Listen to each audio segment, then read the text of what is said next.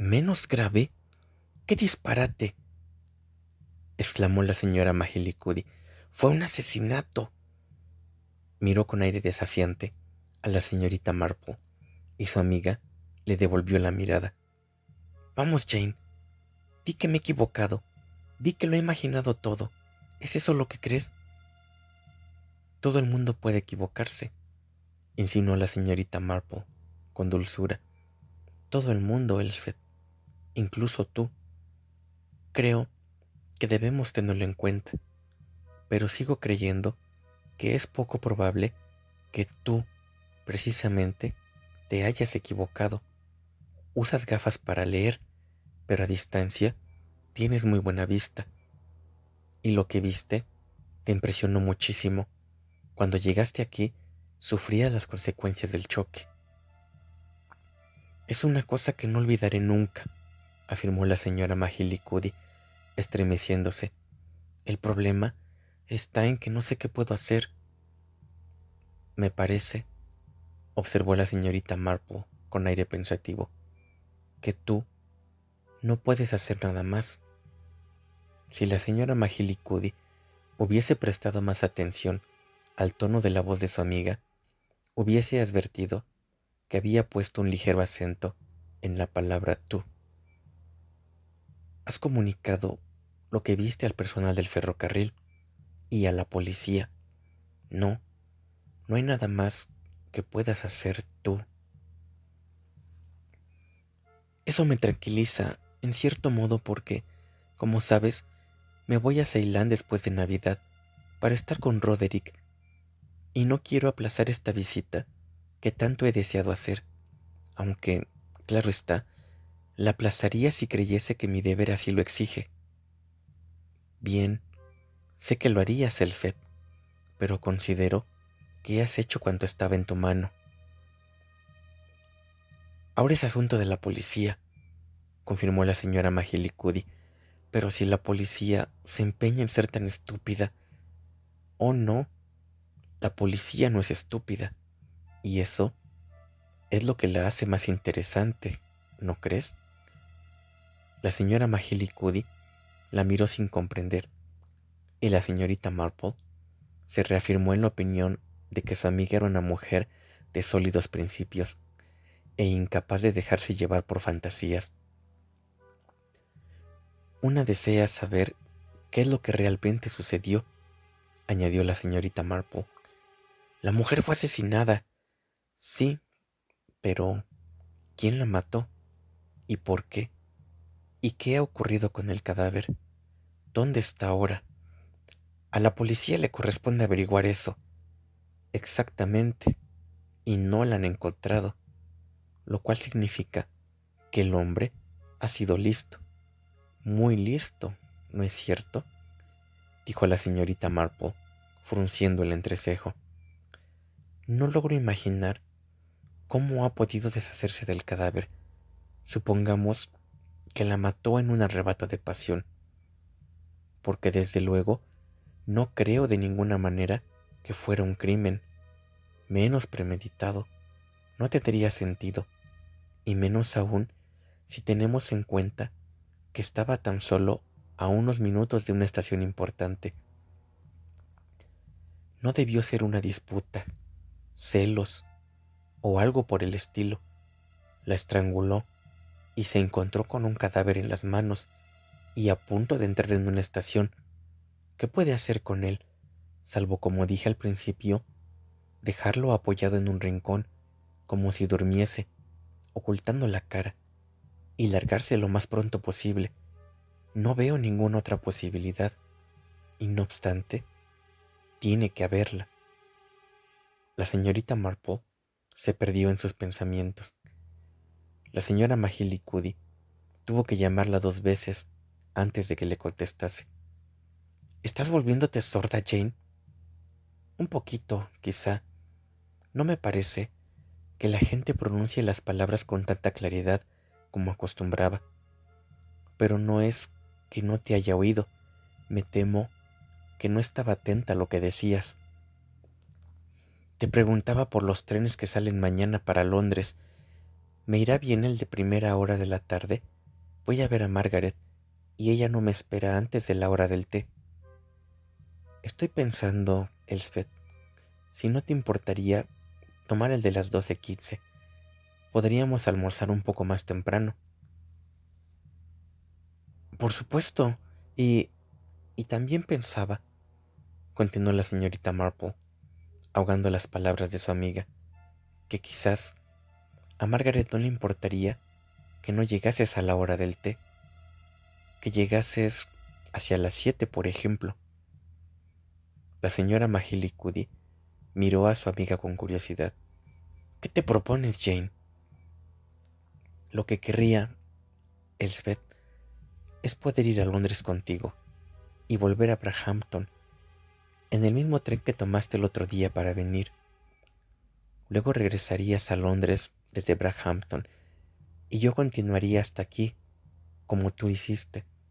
Naturalmente, yo abonaría los billetes. La señorita Marple recalcó este importante detalle con firmeza. La señora Mahalicudi no hizo caso del aspecto financiero. ¿Qué esperas encontrar, Jane? ¿Otro asesinato? De ningún modo, contestó la señorita Marple escandalizada. Pero te confieso que me gustaría ver con mis propios ojos el... Es difícil encontrar la palabra adecuada. El escenario del crimen. En consecuencia, al día siguiente, la señorita Marple y la señora Mahalicudi se hallaban una frente a la otra, en un compartimiento de primera clase correspondiente al tren que había salido de Paddington a las 4:50. La estación estaba aquel día más concurrida aún que en el viernes precedente, porque solo faltaban 2 días para Navidad, pero los vagones de cola estaban relativamente tranquilos. En esta ocasión, no hubo ningún tren que circulase en su misma dirección y a la misma velocidad. A intervalos, se cruzaban con los que se dirigían a Londres. En 2 ocasiones pasaron trenes que les adelantaban corriendo, a gran velocidad. La señora Mahalicudi consultaba su reloj de vez en cuando, con expresión dubitativa.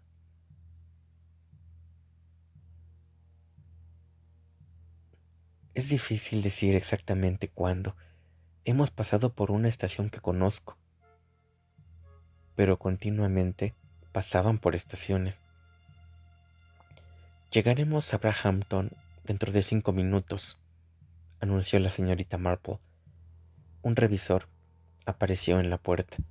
La señorita Marple alzó la mirada con expresión inquisitiva, pero la señora Mahalicudi meneó la cabeza. No era el mismo del otro día. El revisor taladró los billetes y continuó su camino tambaleándose ligeramente al describir el tren una larga curva, moderando un poco su marcha.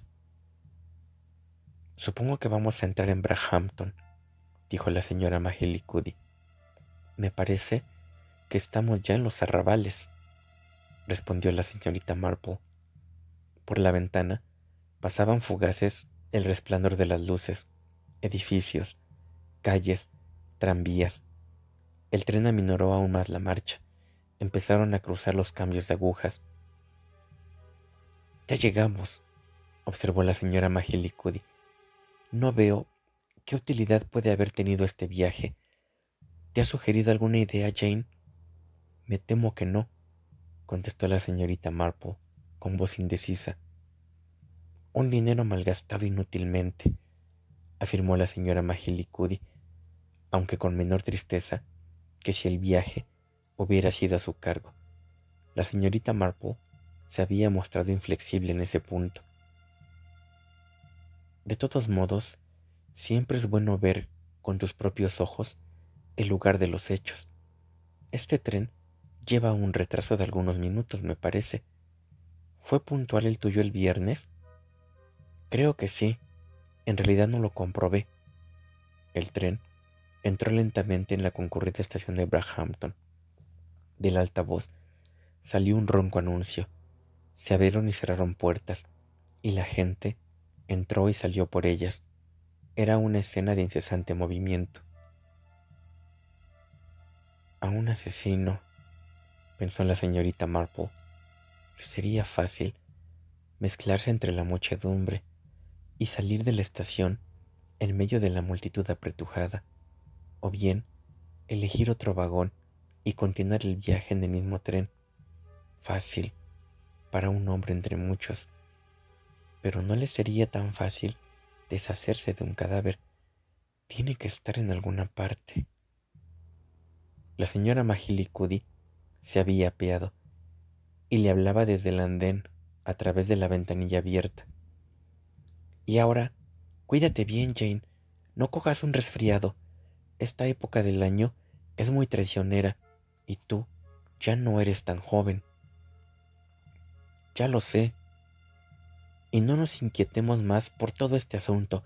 Hemos hecho lo que hemos podido. La señorita Marple asintió y la premió.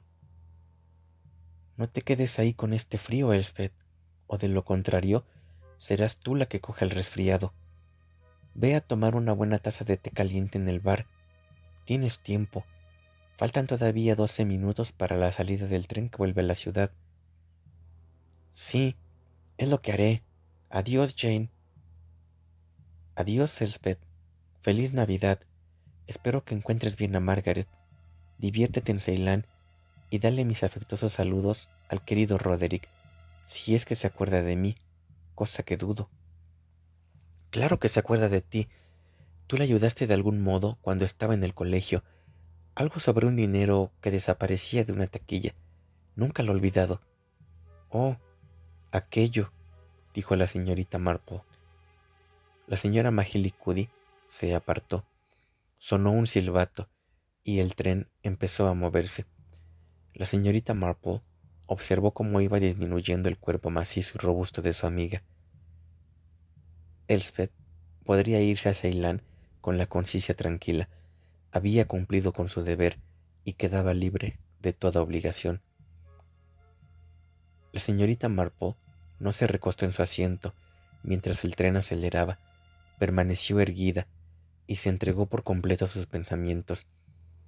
Aunque al expresarse fuera algo vaga y confusa, pensaba siempre con claridad y precisión. Tenía un problema que resolver, el problema de su propia conducta futura, y lo más extraño era que se ofrecía a su conciencia como se había ofrecido a la señora Majilicudi, como un deber que cumplir. La señora Majilicudi había dicho que las dos habían hecho cuanto les era posible hacer. Esto era verdad respecto a su amiga, pero respecto a sí misma, la señorita Marple no se sentía tan convencida. A veces era cuestión de utilizar sus dones especiales, pero quizá fuese esto presunción. Después de todo, ¿qué podía hacer ella? Volvieron a su memoria las palabras de su amiga. Ya no eres tan joven. De un modo metódico, como un general que traza un plan de campaña o un consultor que considera la viabilidad de un negocio, la señorita Marple sopesó en su mente los pros y los contras en su determinación de emprender alguna acción sobre el grave caso de que tenía conocimiento. En su favor, contaba con los siguientes puntos. 1. Mi larga experiencia de la vida y de la naturaleza humana. 2. Sir Henry Clittering y su ahijado, actualmente, según creo, en Scotland Yard, que tan amable se mostró en el caso de Little Paddocks. 3. David, el segundo hijo de mi sobrino Raymond, que estoy casi segura se haya empleado en el ferrocarril. 4. El chico de Griselda, Leonard, que tanto entiende de mapas.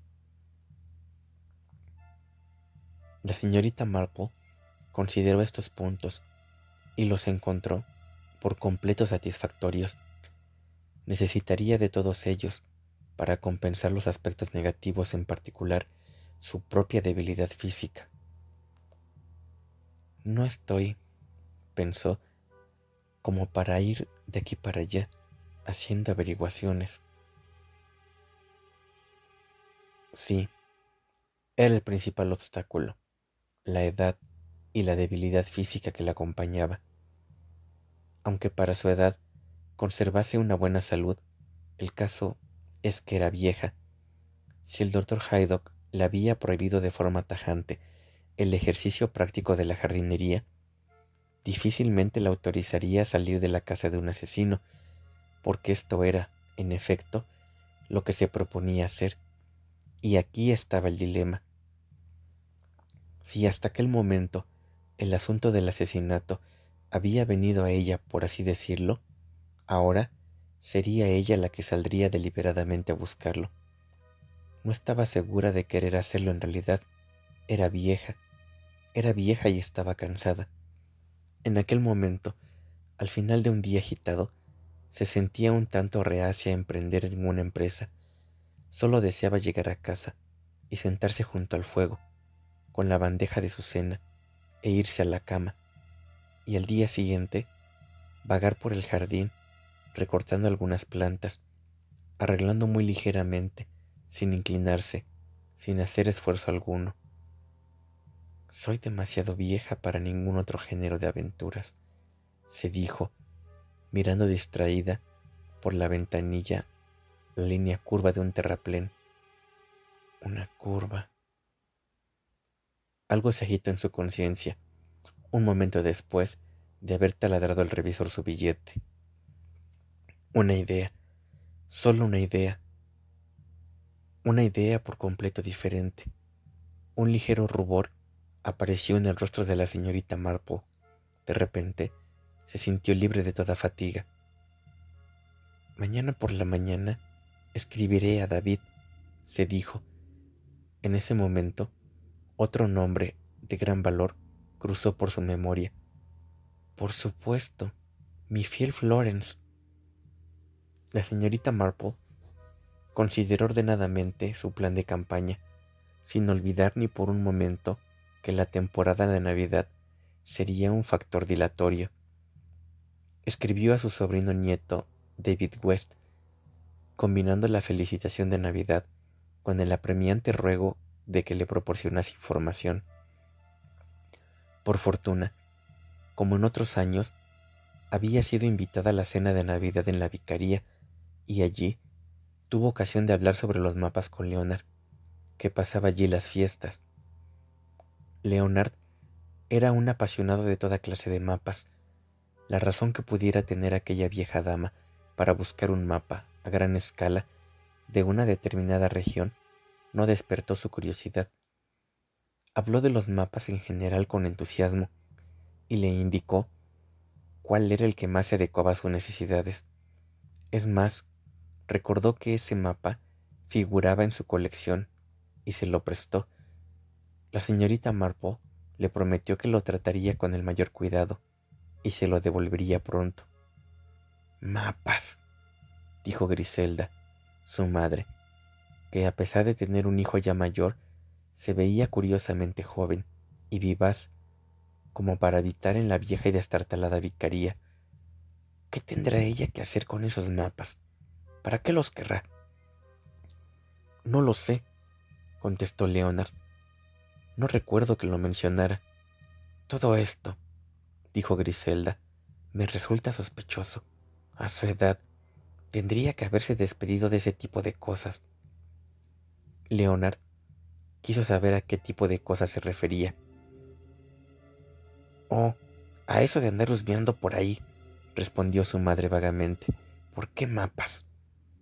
Oportunamente, la señorita Marple recibió una carta del hijo de su sobrino nieto David West que le decía afectuosamente: Querida tía Jane, ¿en qué andas metida? Tengo la información que deseabas. Solo hay 2 trenes que puedan corresponder a tu petición, el de las 4:33 y el de las 5. El primero es un tren lechero que se detiene en Hallam Broadway, Barrelhead, Brahampton y otras estaciones hasta Market Basic. El de las 5 es el expreso de Gales que va a Cardiff, Newport y Swansea. Es posible que el primero coincida alguna vez con el de las 4:50, aunque en teoría tiene que llegar a Brahampton 5 minutos antes. El otro adelanta al tren de las 4:50, justo antes de llegar a Brahampton. ¿Me equivoco si me huelo que detrás de todo esto se esconde algún picante escándalo pueblerino? Al volver de tus compras en la ciudad, ¿viste tal vez en el otro tren, desde tu tren de las 4:50, cómo el inspector de sanidad abrazaba a la esposa del alcalde? Pero, ¿qué importa el tren en que esto ocurrió? Un fin de semana quizás en Port Call. Gracias por el jersey. Es precisamente lo que estaba buscando. ¿Cómo va el jardín? Supongo que no muy florido en esta época del año. Con todo su afecto, David. La señorita Marple esbozó una ligera sonrisa. Luego, estudió la información recibida. Elspeth había declarado de un modo definitivo que el vagón no tenía pasillo. Por lo tanto, no era el expreso de Swansea. Quedaba solo el tren de las 4:33. Parecía inevitable efectuar otro viaje. La señorita Marple suspiró e hizo sus planes. Se fue a Londres como antes, en el tren de las 12:15, pero esta vez no volvió con el de las 4:50, sino con el de las 4:33 hasta Brahampton. El viaje transcurrió sin incidentes, pero ella tomó nota de ciertos detalles. El tren no estaba concurrido, salía antes de la hora punta. En los compartimientos de primera clase solo había un pasajero, un caballero muy anciano, que leía el New Statesman. La señorita Marple viajó en un compartimiento vacío y en las dos paradas, Hallam Broadway y Barbary Head, se asomó a la ventanilla para observar a los viajeros que subían y bajaban del tren. En la primera, comprobó que subió un pequeño grupo de pasajeros de tercera clase. En la segunda, se apearon varios pasajeros de tercera clase también. Nadie subió o bajó de los compartimientos de primera clase, salvo el anciano del New Statesman. Al acercarse el tren a Brahampton, siguiendo la curva que describía la vía, la señorita Marple se puso en pie e hizo el experimento de colocarse de espaldas a la ventanilla, con la cortinilla bajada. Sí, pensó, el impulso debido a la repentina curva y al cambio de velocidad bastaban para hacer perder el equilibrio a una persona, lanzándola contra la ventanilla, y en consecuencia era muy fácil que la cortinilla se levantara. Miró al exterior. Estaba menos oscuro que la tarde en que hizo su viaje la señorita Mahalicuddy, pero aún así poco podía verse. Si quería ver algo, debía ser el viaje de día. A la mañana siguiente, salió en tren muy temprano. Compró 4 fundas de almohada, quejándose del precio, a fin de combinar la investigación con la necesaria compra de artículos domésticos, y volvió con un tren que salía de la estación de Paddington a las 12:15. También en esta ocasión se encontró sola en un compartimiento de primera clase. Es por culpa de estos impuestos, pensó la señorita Marple. Eso es, nadie puede permitirse viajar en primera clase en horas punta, excepto los hombres de negocios. Supongo que lo cargan a la cuenta de gastos. Alrededor de un cuarto de hora antes de la llegada del tren a Brahampton, la señorita Marple sacó el mapa de Leonard y observó el campo.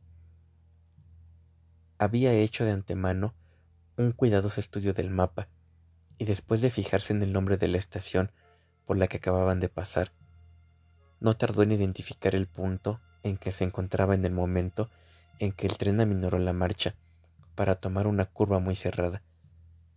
Con la nariz pegada a la ventanilla, la señorita Marple estudió con gran atención el terreno que tenía debajo. El tren corría ahora sobre un terraplén bastante elevado. Continuó dividiendo su atención entre el letrero que veía y el mapa hasta que el tren entró por fin en Brahampton. Aquella noche escribió y echó al correo una carta dirigida a Miss Florence Hill, 4 Madison Road, Brahampton.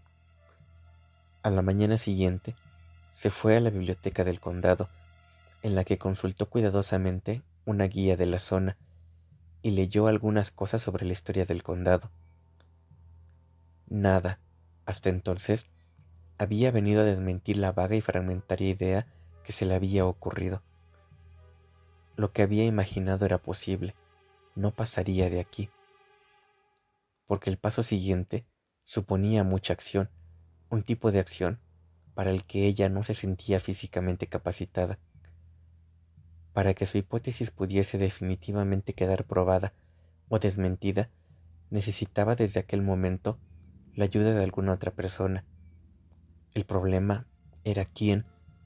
La señorita Marple pasó revista a varios posibles nombres, descartándolos todos con un impaciente movimiento de cabeza. Las personas inteligentes, en cuya capacidad hubiera podido confiar, estaban todas demasiado atareadas.